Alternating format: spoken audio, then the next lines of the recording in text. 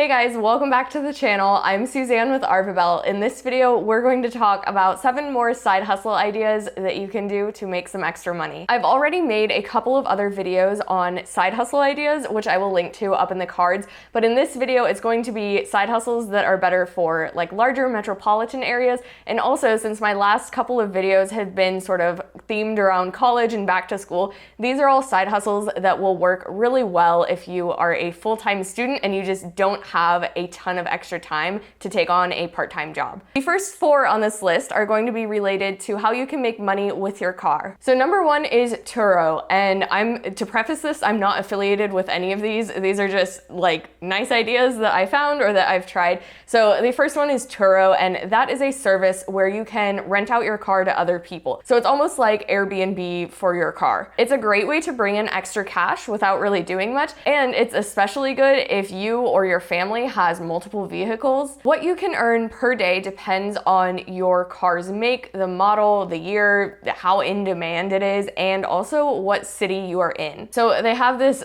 calculator thing that I'll link to down in the description, but it's where you can like enter in your information and enter in your city, and it'll tell you how much you could potentially make per day for your car type. They also insure your car when someone else is using it. So like if someone drives it off of a cliff or something like that, you should be covered. If you are gonna use it, I would go and read through their actual terms and see what exactly they cover, but most things are covered. The downside to TURO, and I've heard this from friends who have used it, is that sometimes, like depending on what type of car you have and how much you can actually get for it, it may not really be worth it. Because if you have a car that doesn't rent out for a lot of money, that is still time out of your day that you're having to go and take the car to the person or like meet up somewhere. And if they've never driven your type of car, you'll probably have to show them like how to use it. So those are just things to sort of keep in mind. Number 2 is Uber and Lyft.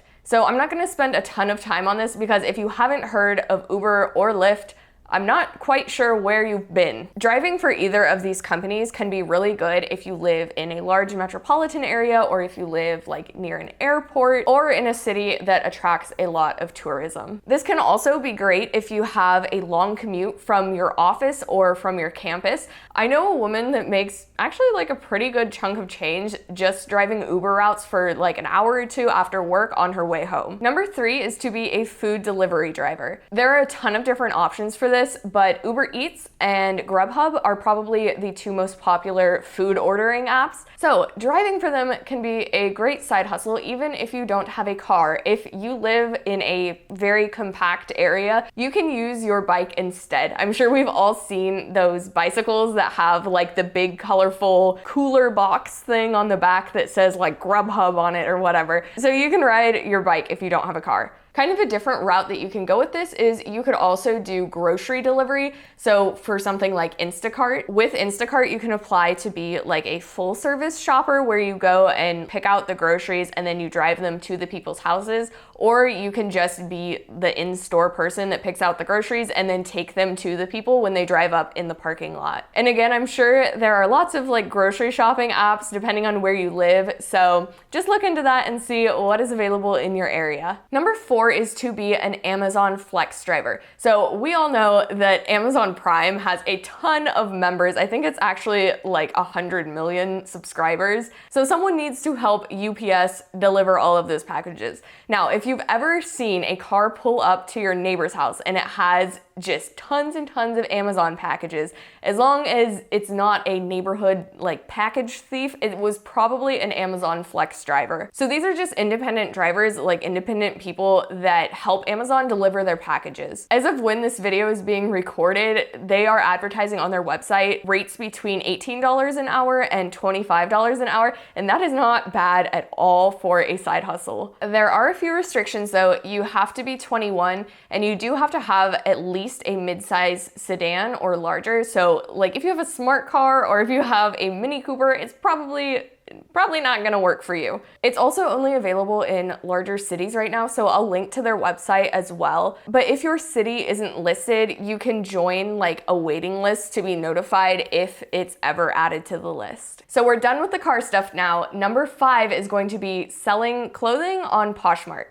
So Poshmark is an app where you can sell clothing or accessories or whatever. And there are other ones too. I think Depop is another really popular one, but I always think it's great to be able to get rid of things from your closet and get some money for it and get more than you would get at like a consignment shop. Some people get super crazy with their marketing for this, but you really don't need to. In college, I did this and I would just take a picture in good light, I would upload it to the app and I would never touch it again, and people still bought my stuff. So if you want to spend a lot of time on it, you can, but you absolutely don't have to. Basically how any of these apps work is you just take a picture of your items, you upload it, and then they have prepaid postage, and with that you can use the free little priority mailing envelopes that you can get at USPS for free. When someone buys it, you just stick it in there, you drop it off at the post office, and you're good to go. You don't have to pay anything to list items on the app, but once it sells, they will take a percentage of the total sale amount. And you definitely don't have to be selling like designer items on these for people to buy them. I definitely was just selling old stuff that I got at like Target, so don't worry about that if you're not selling like super fancy things. People will buy anything for a good discount.